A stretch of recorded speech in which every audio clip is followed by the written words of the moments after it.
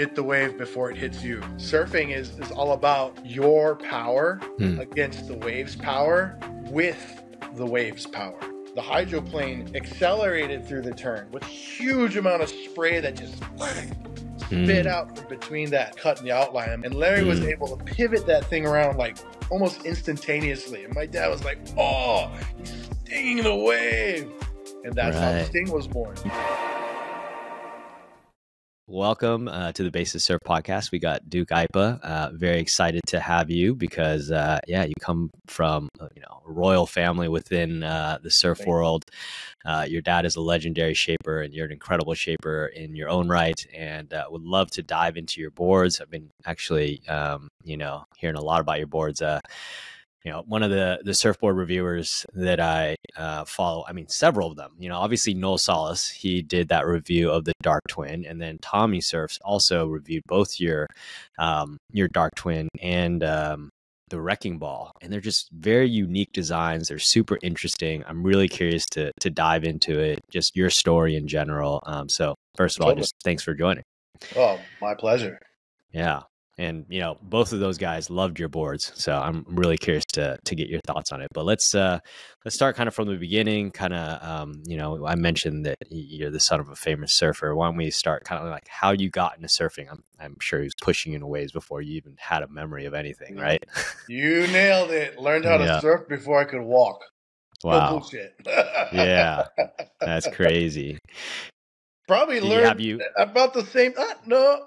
Yeah, definitely caught my first wave before I could walk, for sure. Easily. Wow, man, that's epic. And so what was it like then growing up in that world? I'm guessing you're crawling around the shaping bay and just like being around, this whole world since the beginning. What was that like? Yeah, man. Like me and my brother, we grew up in factories, in surf shops. And it was nothing out of the ordinary for us then because that was just it. If your father is a mechanic, you're more than likely going to be like climbing around his shop and playing with his tools. So it's pretty much the same for us, except for like playing with my Tonka toys. I was dragging my trucks through foam versus sand. Sounds but very it's healthy. Unreal, because like we were lucky to grow up. I was born in 75, so that was during the whole like progression of high performance surfing, the explosion of it. And I was just a baby at that point, right? But I had all the guys around me that were leading the charge. Dane Kealoha, Buttons Kealokalani, Larry Bertelman, Mark Liddell. Those are all like guys that were part of our family, so to speak, that were leading the charge of this performance surfing thing. Unreal. That's so sick. Yeah. I have a rad photo of Buttons babysitting me and playing with my Winnie the Pooh with me. Oh man, that must be so cool to have your uncles be like Buttons and Bartleman and all those guys. That's insane. They're such legendary surfers, and wow, that must have been such a trip. And it's again something that when you're a kid, you don't recognize that, right? Like if your dad's Elvis Presley and you're hanging out with all these other like rock stars, you don't know they're rock stars. They're people that are amazing at their craft and what they do, and you're just growing up in this artistically rich and energetic environment. And that I think is what can best describe how we grew up is in that kind of environment. Well, I guess it's so interesting because I imagine like when you're this tiny little kid, before you could even understand what words were, your dad was probably talking about board design and all these things with, these surfers. So it's like, it's going into your brain before you even can consciously understand it. And then you just grow up in it. Yeah, it was, the information was uploading before I even knew it. Right. Yeah. And like, how old were you when you first started playing around with your dad's tools as well? 4 or 5. Wow. That's 4 crazy. Hey, boy, don't touch that. That's so interesting. Because there obviously when you talk about learning surfing at a young age, like how much of an advantage you have, just in terms of that technique and having that exposure at a young age. And then I would imagine it would be a similar thing as well when from a shaping perspective, right? And just being Totally. exposed to all this design and all that. It's instinct and an extension of who you are, right? Totally. Yeah. And so what was that? So tell us a little bit more about kind of what the primary innovation that your dad brought to the surf world and how that changed everything. Bro, we only have 40 minutes. The condensed version. Wow. Okay. For starters, he invented the swallowtail. And that's a design element you see everywhere nowadays. He was the developer and inventor of the Sting. Mainlanders call it the Stinger, but it's the Sting, which was the first winged board of its kind. And it, in turn, influenced and became the Wing Twin, which influenced so many other wing types of boards. He was the first one to bring longboards back, late 70s, making them high performance surfboards like in 1978, 79. And I could probably go on and on. Those are the big ones. Those are pretty big. I mean, you talk about the Sting, that alone, it influenced so much. Not only wingboards. When you got into the early 80s where the thruster revolution was starting to happen, popularly, emphasis on popularly because thrusters were around way before Simon and Anderson. Right. Yeah. Love you, Uncle Simon. There was a kind of like a people look down on winged boards, like, and they're, ooh, like, what's that? Even though it's been around, like, we're talking 70s going into 80s. And my dad was like, okay, well, I'll do this. I'll make it an abrupt bump instead of a wing. So instead of a wing, it was an abrupt bump. Mm-hmm. A popular story of this is a board that he made for Kaipo Guerrero. When Kaipo was on the Hawaii team competing here in the U.S., and my dad was the coach. At that time, Kaipo was surfing for Locomotion, and my dad saw like something missing in his surfing. He was like, hey, let me make you a board. And Kaipo was like, I cannot because I surf for a Locomotion, and they have their shapers. And my dad was like, we won't tell anybody. I'll make you a board. You go get some logos. We'll glass the board. And so it happened. Total backyard style. Kaipo ganked some Locomotion laminates from the factory. Oh, nice. My dad shaped the board, and it was Kaipo's favorite board. And the way this is from Kaipo, he said that he took the board to the mainland, surfed it, and this is well before the Tommy Curran Red Beauty. Bear in mind. If you look at that board and Kaipo's board, a lot of similarities. Wow. So Kaipo says that when he came here to the mainland, that Merrick saw it and took that as an influence to make Tommy Curran's Red Beauty. Wow. And that is probably one of the most iconic performance shortboards that I believe spawned into other models for CI. But hey, Hawaiians have always been influencing surfing. Oh, for sure. I mean, it's the source. It's like legit the source. That's right. And you think even like, well, I mean, there was a relationship between Mark Richards and your dad, right? I mean, there's been this resurgence in twins, and they almost all have like little swallows, and they'll have, the little bit of a stinger, and that is a Mark Richards board. That's what it's known as, a Mark Richards board. But like, you tell us the actual story there. Sting, not stinger. Yeah, stinger. That's what the mainlanders call it, right? Yeah, exactly. Hashtag Sting, not stinger. So, like, I think to talk about the Mark Richards story, I'm gonna go before that and how MR even got interested in surfing my dad's boards. So the Sting was designed in 1974. It was inspired by a hydroplane speedboat, which shares a very similar abrupt cut in its hull. And its main purpose was providing a wide forward surface area for planing and speed, but the cutaway allowed the boat to really cut corners quickly. my dad was at a boat race at Kehi Lagoon, and at that time, the hydroplane speedboat was the fastest boat on the water. There was a race that had different kind of boats, and he noticed how fast it went. And when all the other boats are throttling back to make the turn, the hydroplane accelerated through the turn with huge amount of spray that just spit out from between that cut in the outline. And my dad was like, he took that concept, made the board. He made it feverishly. He says, I went back to the shop immediately, shaped it out, glassed it, and got it under Larry's suite for the first spin on it. Mm-hmm. And the spot that they tested it out was called Lighthouse. And my dad was watching on a cliff, watching Larry surf, and Larry was going, bah, bah, single fin times now.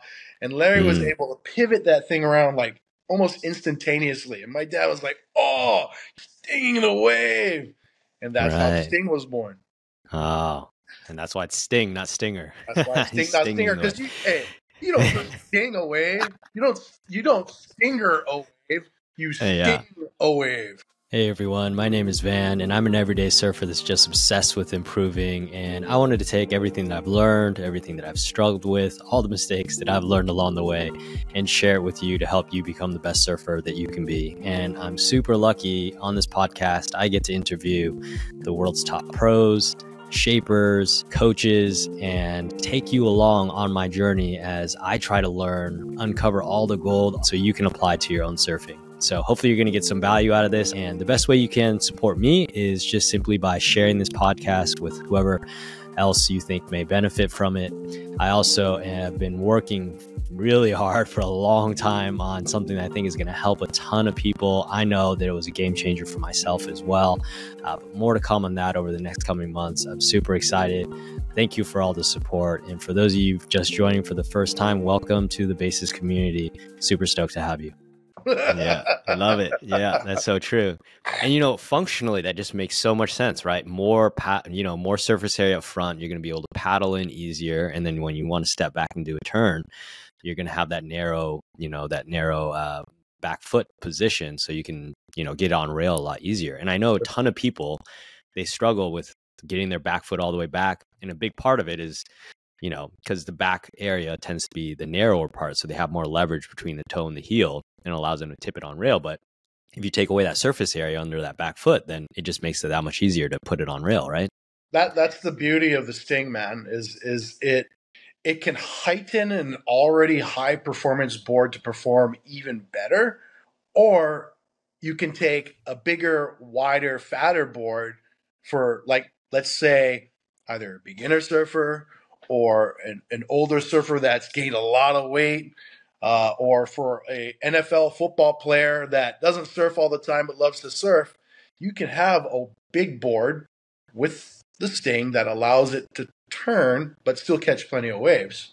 And then on the performance side, I mean, just being able to push the barriers of performance surfing, I think. And that's why, like, when Matt Biolos and I sat down and designed two Stings of his original outlines, that experience in and of itself spoke volumes of where we're at in design, about being able to take a design element that's been around for 50 years, because this is the 50th anniversary of the Sting, and still apply it to something that is very today, and it still is a modern feature. It's an amazing thing. Yeah, I mean, with this twin fin resurgence, pretty much, all the, everybody's coming out with twin fins, and a large amount of them have the Sting on it. Yeah.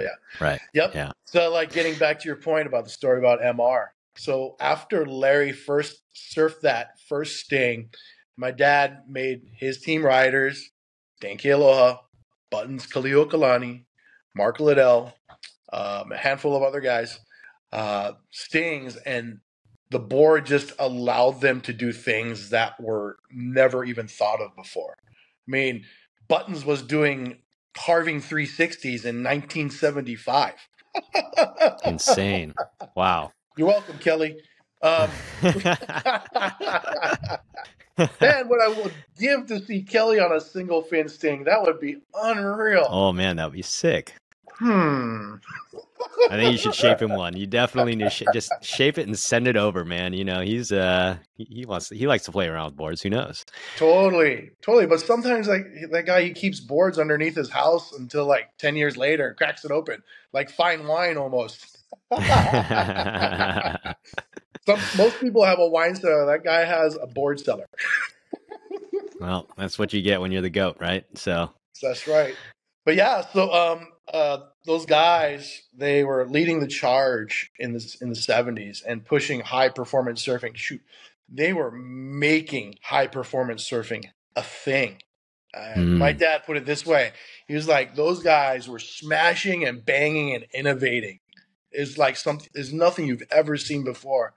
And just the stories that he had told me, I envision it. And in my mind, it's something that'll never happen again. Performance surfing has reached a level, and yeah, it's always improving. Most recently, the girls are the ones that are pushing the limits nowadays. But I mean, we're talking like an abrupt shift, like boom, whoa, where did that come from? Right. And a lot of that came from the sting.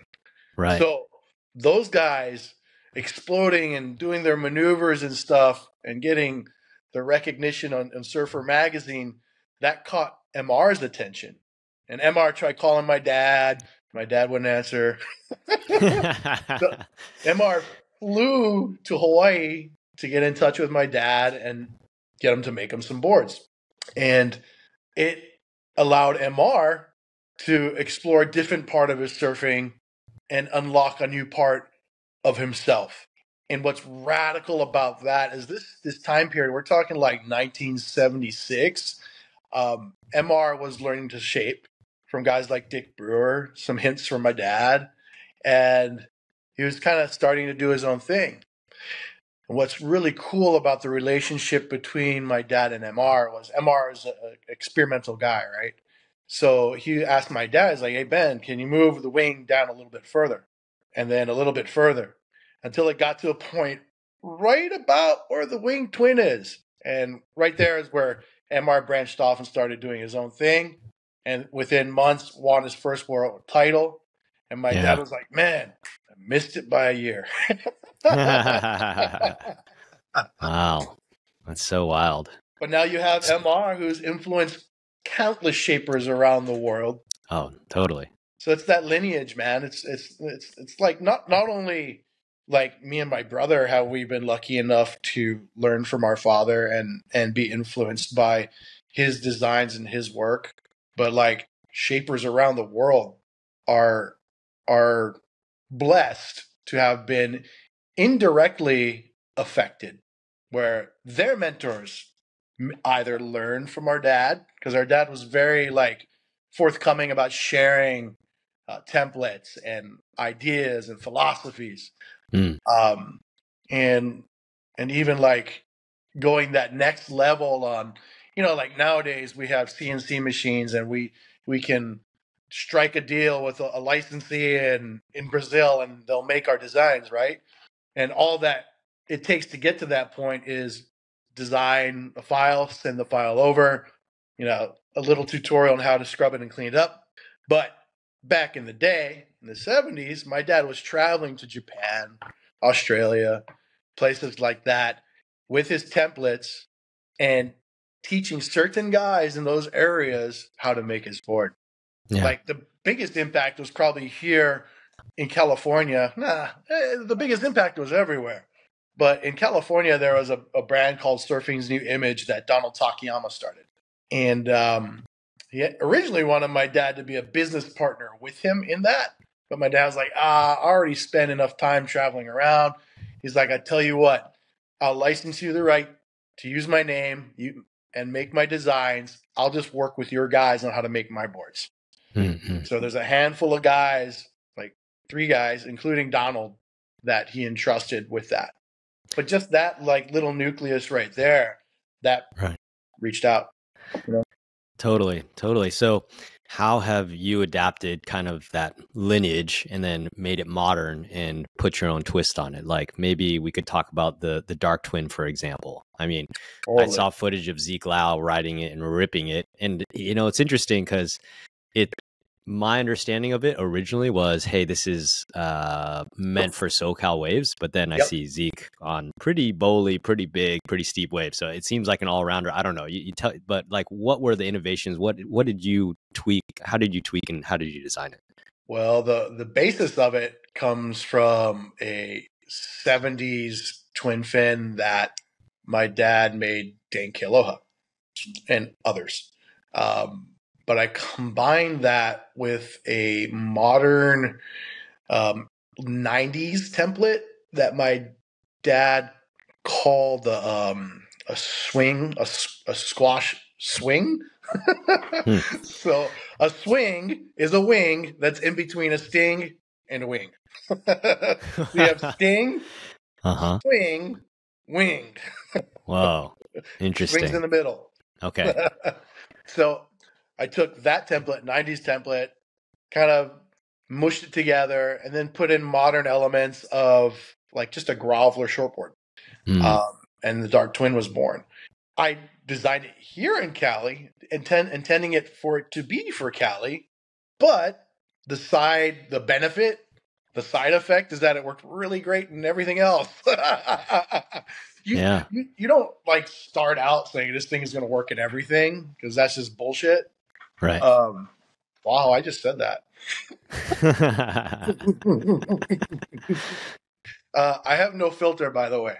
Yeah, I love it though. This is great. It's all pure gold. I love it. But yeah, the Dark Twinn was a super fun one. Like just combining all the elements of the past and that of the new, and it's not like I went and saw like, oh, what's this? What's Firewire doing, or what's Channel Islands doing, or what are these guys doing? I went right in the DNA catalog of good old Ben Aipa gold, and you know, just made something new. That's epic. Well, it's interesting because I watched that video where Noel talks about it versus the flat Earth, which your brother did, and I ended up getting a flat Earth just because I saw a good deal on one. But then after watching that review, I was like, the Dark Twinn is kind of what I want, you know, because if you design it for SoCal, it's just going to be a lot more user friendly for a lot of surfers, and it's just going to probably work in, you know, less than perfect conditions as well. So that's what made it really interesting. And then seeing Zeke on big waves on, I was like, okay, this thing can still hold the juice, you know, handle the juice as well. So wait till you see Dark Twinn 2.0. Interesting. But like to your point, like between me and my brother, like no matter what you do in life, you are a product of your environment, right? My brother spends most of his time in Hawaii, so most of what he's making is, you know, Hawaii. That's not saying he doesn't make like mainland adaptations. He certainly does. Yeah. But I've now lived here in Huntington for 11 years, and that has given me a different look at myself as a designer and a shaper, because my influence is Hawaiian, right? But my environment has dictated that I have to evolve past that. Still using all of my dad's philosophies and the numbers and approach, but just modeling the product more for the environment. So, right, which makes sense. It's kind of been cool because, like, when I look at my old stuff, I'm like, huh. But in the same sense, I look at my new stuff, and man, I wish my dad was alive to see it just like continuing to evolve, because he was all about that. He was never about doing the same thing over and over. He was the best way to put it. He had this saying. He was like, I was never looking what everyone else was doing. I was watching surfers and the natural world around me. I was always looking for the next wave, the next move. I love So that. that thought, the next move has always been ingrained in me to keep looking forward. And that's not to get it twisted, because like let's just be honest. We're at a point in surfboard design where pretty much everything has been done. Yeah. There's no one out there doing something absolutely unheard of, right? I think the closest might be like the sculptor artistic approach of Matt Parker with Album.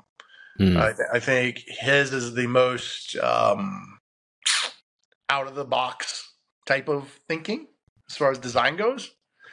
Which I had a rad conversation with him and like picked his brain on his background. It was just really cool to hear, like, art student, sculptor, and I was like, oh, no wonder you like make some really stuff. You're not thinking with numbers or symmetry.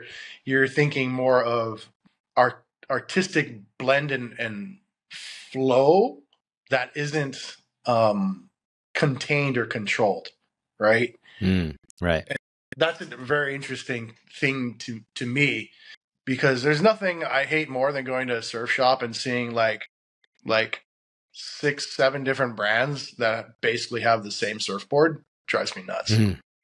Right. Yeah. Well, can I ask you a little bit more technical of a question? Sure.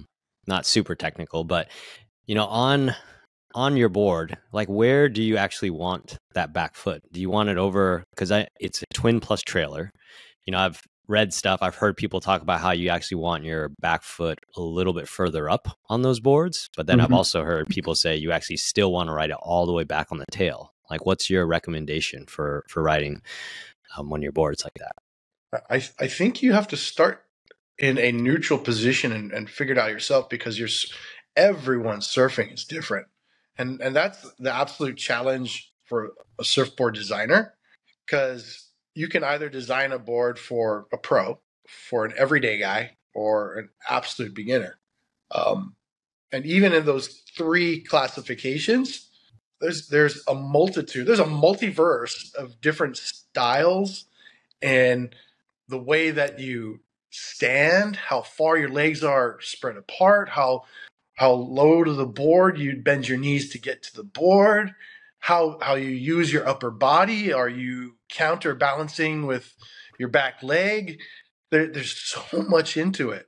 So as a technical answer, you have to start in a neutral position and then figure it out, because you're surfing. By neutral, what would you define as being a neutral position?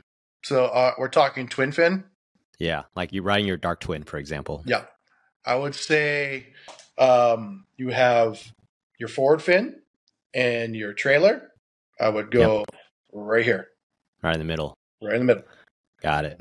Because quickly you're going to figure out, if you're driving, you're like, oh, I got to go this way. Oh, bottom turning, I got to go this way. You start in the neutral position, you'll figure that. If you start in the neutral position, you'll figure it out. Oof, that was a tongue twister for some reason. No, but I think that's actually very valuable advice, because most of the time people are like, oh, especially I guess, when you're talking about thrusters, people are like, oh, get your back foot all the way back over the back fin. But you're saying you put it in between the two, and then you can kind of adjust from there depending on how you distribute your weight, your technique and all that, front footed, back footed, and all that kind of stuff. So absolutely. I think that's really useful. Yeah, totally. Especially and so here's the tricky part is we're not all blessed with surfing like 100-yard wave, right? That's perfect, where you have time to really figure that out. I would say the average surfer is probably popping up, pumping twice, hitting a section, and that's the wave. Yeah. That's not a lot of time to figure stuff out. No. Yeah. We didn't all get to grow up in Hawaii, that's for sure. That's right. Yeah. So you do have to adjust it. And that neutral position kind of is like a blend of further up so you can generate speed, but still far back enough that you can have control. Okay. Yeah, I like that. And then just kind of adjust from there. So then speaking about kind of more everyday waves, the other board that Tommy reviewed of yours, it looks very interesting. And, you were talking about earlier how, oh, no one's innovating anything in boards. He was like, this is the most interesting board I've ever tried. So tell us about the Wrecking Ball, because he was like, I've never ridden a board with all these design characteristics. That board definitely is one that would stand out. So tell us about that board. Well, I might have gone a little wacko on it. Oh, wow. Where do I even start? So the outline itself, minus the double bat tail, came from one of my dad's boards from 1978. What's funny is a lot of people, when they think about my dad, big football player, and later on in his life, just surfed big boards, right? 8.4, 9.4s, whatever. But back in the 70s, he was surfing small boards. We're talking like 5.6s, 5.8s. And this was before the whole like fun board thing or Groveler thing. So he was super experimental. And that particular outline stuck in my head because there's a photo of him like doing this insane cutback on a single fin, 5.8 single fin. And it stuck in my head. So I brought that outline back, but I was like thinking, okay, I want this thing to be a super groveler, right? So I was like, what do I need to do? So I need to keep the ass end wide. Like, okay, what tail can I put on the ass end, keeping it wide, but still have some kind of bite to it when I bottom turn? I'm like, well, I could do a single bat tail, but I think that's too much surface area reduction. I'm like, double bat tail. That way I can almost utilize the full width of the tail section, but still have that characteristic that's going to give me the bite when I turn. Bite. Right. And help with projection when you're on rail driving through turns. So that was the tail. The bottom, that was a dream. It has what I call a Y bottom on it. Huh. So envision this. I'm a firm believer, number one, in staged bottom contours. I don't like having a single all the way through it. That I just don't understand. I think that water is omnipresent and flows and moves in so many different ways. So not just straight through a single concave, right? I mean, the wave's breaking. Your board is like this. The water's moving like this, and you're moving this direction. So you're like, stage bottom contour. I'm going to switch up what the water itself is feeling under the board. So not to channel the water, but kind of to harness what the water is kind of wanting to do. Because surfing is all about your power against the wave's power with the wave's power. Right. Your power against the wave's power with the wave's power. That's like a math equation. Wait, so that wave power shows up twice there. So could you explain that a little bit more? I'm trying to wrap my head around that. Okay, so your own power, what you are doing to generate speed, right? Yep. What you're putting against the wave, because you are engaging your rail. Yep. Right. You're facing the wave, right? So that's your power, you and your board. Right. The power of the wave, self-explanatory, right? And that power is moving against you. Yeah. But it's also moving with you. Oh, I see what you're saying. That's why you have your power against the wave's power with the wave's power. Right.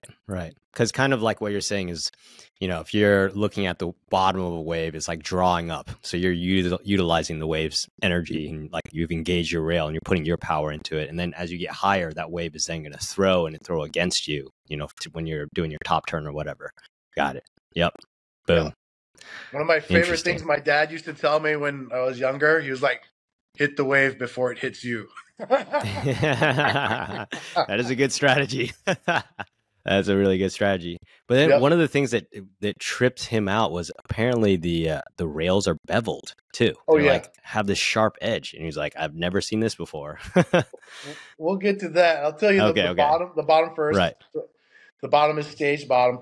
It goes from a roll, so convex, to a single concave under forward foot, right?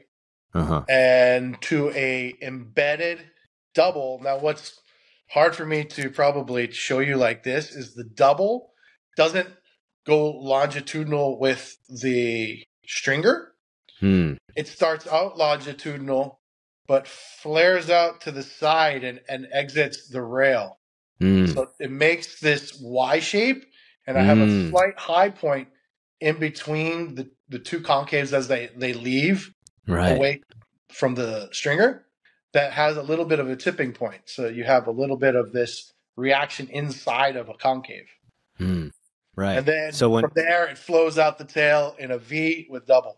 Right. So you have the roll that helps you get into the wave because it's displacing water. It's not cupping water. Yeah. In slower, mushier conditions, single concaves can work against you when you're trying to generate your speed, get into the wave, right? Because if you took your hand under water and made a cup and pulled it up, you can even feel like a cupping sensation. Versus if you dip your hand, make this kind of shape, dip your hand in water and pull up, it kind of just flows off it. Yeah. So the roll in the nose is to separate the water from the board. And then as you're starting to go, it starts moving under the board into the single concave and lifting. And then when it hits the Y bottom and that little high point, it's able to pivot and have water rush through as you're pivoting on angle. And then the V to get that final part of pivot and project straight up. Wow. Now that makes sense. The beveled rail you're talking about, that also comes from a hydroplane speedboat. If you were to look at a blueprint drawing, cutaway section, if you were to cut the boat in half, its rail is also a 45-degree bevel. The purpose for that is, again, you have a wide surface, right? Yep. So with a wide surface, you want to create speed, but you also want to be able for the craft to be sensitive and be able to turn. So it's all about same principle as a wing, where it's foam reduction, right? To create a breaking point and release, but you're doing it on the rail. So you have the full width of the board for paddling, and what you're paddling, the bevel has air coming underneath it and it lifts the board. So at that point, when you're planing on the face of the wave, you're performing off of the bottom edge of that board. So with a bevel, it's 3/4 inch here, 3/4 inch here. So overall, it's 1.5 inches narrower of a sensation that you're feeling as you're surfing the board. So if the board is 20 inches wide, it's going to perform like it's 18.5 inches wide. Wow. That's a big deal. That's a big deal. Yeah. And some people might look at it, be scared, and like, oh my God, there's a 45-degree angle. Where's the rest of the rail here? I'm going to slide out and lose control. Not even. If you look at some of the best high-performance boards out there, they have a really deep soft tuck. Like the soft tuck goes like in 7/8 an inch, maybe even more. I know Lost has an insane amount of tuck, and that makes the board forgiving, right? To roll. It's the same. Right. The bevel rail is the same kind of feeling. It just looks different, and it's perception, right? What you don't know. Oh, some people like tarantulas crawling on them. Some people don't. Well, judging by the way he was riding that board, it did not feel like riding a tarantula. He seemed to enjoy it. So, and what was interesting as well is he said that the board was super fun, but he was like, it would be really interesting to try all these characteristics on a longer board, like a mid-length. Like imagine, somebody that's a lower beginner lower intermediate, or someone even advanced that just wants more foam, wants a bigger board to get in earlier because the waves are big, the waves are small, you're whatever, your body type. But then all these features and characteristics would just loosen the thing up, just make it a lot easier to perform on it, while still having all that paddle power and all that. Completely. Yeah. The bevel rail, it came about I think my dad started doing it in 1977. No, 76. And he's put it on just about every board you can think of. I mean, long boards, mid lengths, before they were called mid lengths, stand up paddle boards, you name it. It's just something that hasn't caught on because it's such an abrupt and different thing that your eyes look at and you're like, ooh, looks like someone messed up doing this. Mm-hmm. Why is it like this? But fortunately, like I'm sure a lot of your viewers, this is a different time in surfing where more people are willing to try different things. And there's actually a huge calling for like different sensations. So that's an exciting time for surfboard design. Yeah. I mean, you talk about how Matt Parker is doing really innovative and interesting things, and he's approaching it from this artistic side. I mean, it sounds like you're doing the same thing, except from this mad scientist side where you're like, all right, how are these hydroplanes working? Okay, let me get really crazy with these concaves and think about how that water is flowing, you know, during different phases. I mean, that Y concave that you're talking about, I mean, it makes so much sense. Like when I sit there and I visualize, you know, how you're describing it, I'm like, oh, that makes a lot of sense, you know? So it's, that's really interesting. Huh. Yeah, I need to try to get my hands on one of your boards for sure. Yeah, strap in. Let's go for a ride. All right. Well, I know that you got to run, so I'll keep the conversation short. It was definitely a pleasure. Any things, any shout outs? How should people get a hold of you? Anything you want to call out or shout out? Well, they can check out our Instagram, Aipa Surf, or check out our website, aipasurf.com. Pretty simple, AIPA. Keep your eyes out for some really cool stuff that's coming. I talked about Matt Parker for a reason. So, wink, wink. Nice. Yeah. And gosh, man, I appreciate having you. I appreciate you having me on, and I look forward to checking this thing out. And just want to say, shaka to all your viewers, and I hope we can do it again. We just scratched the scratch of the surface, bro. Oh yeah, let's get into it another time. That was epic. All right, thanks, man. Yeah, brother.